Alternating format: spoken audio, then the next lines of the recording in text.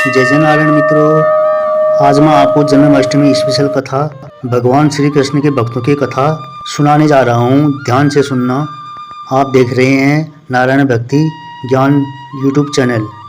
भगवान श्री कृष्ण का एक भक्ति थी जिसका नाम है मीराबाई।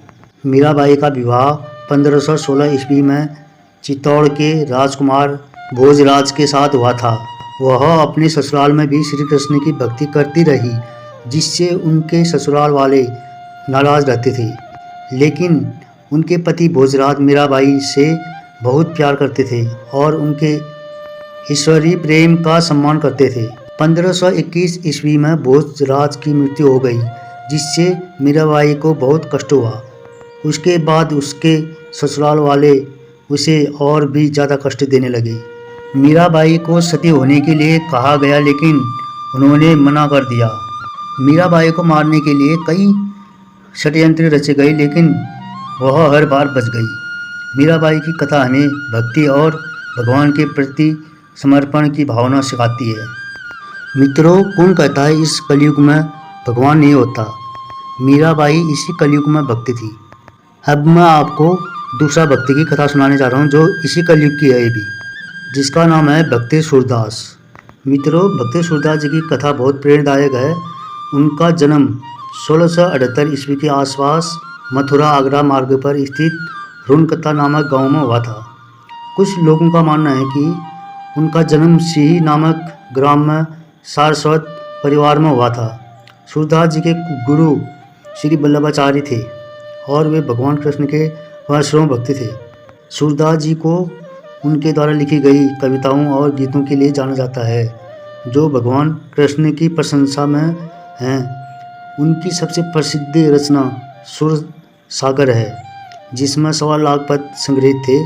सूरदास जी की आयु लगभग 67 वर्ष थी और उनकी मृत्यु संवत 1620 से 1648 ईस्वी के मध्य हुई थी। सूरदास जी की कथा हमें भक्ति और भगवान के प्रति समर्पण की भावना सिखाती है। मित्रों, भक्त कहीं भी कभी भी कोई भी हो सकता है। भक्त कभी अमीर और गरीबी से नहीं जाना जाता। भक्त तो भक्त हैं।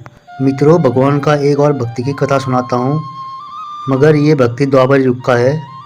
भक्त सुदामा की कथा बहुत प्रेरणादायक है। सुदामा जी और श्री कृष्ण जी बचपन के मित्र थे। दोनों साथ में ही पढ़ाई करते थे। बाद में श्री कृष्ण द्वारिका के राजा बने, जबकि सुदामा जी एक गरीब ब्राह्मण के रूप में अपना जीवन व्यतीत कर रहे थे। सुदामा जी की पत्नी ने एक दिन उनसे कहा कि वे श्री कृष्ण से मदद मांगने जाए, क्योंकि उनके बच्चे भूख से परेशान थे। सुदामा जी ने पहले तो मना किया, क्योंकि वे एक ब्राह्मण थे और मांगना नहीं चाहते थे। लेकिन पत्नी के आग्रह पर वे 3 मुट्ठी चावल लेकर श्री कृष्ण से मिलने द्वारिका पहुँचे। जब सुदामा जी द्वारिका पहुँचे तो श्री कृष्ण ने उन्हें बहुत प्रेम से गले लगाया और अपने महल में बैठाया। उन्होंने सुदामा जी के लिए कई तरह के पकवान बनवाए, लेकिन सुदामा जी ने सिर्फ 2 रोटी खाई, क्योंकि वे अपने घर की स्थिति को लेकर चिंतित थे। श्री कृष्ण जी ने सुदामा जी की गरीबी को समझ लिया, क्योंकि वो भगवान थे, और उनके घर को आलीशान महल में बदल दिया। साथ ही उन्हें बहुत सारा धन भी दिया। जब सुदामा जी वापस अपने घर पहुँचे तो उन्होंने देखा कि उनकी झोपड़ी की जगह एक सुंदर महल बन गया था और उनका परिवार खुशहाल जी रहा था। मित्रों, कैसी लगी जन्माष्टमी स्पेशल कथा ज़रूर लिखें। वीडियो पूरा देखने के लिए बहुत बहुत धन्यवाद।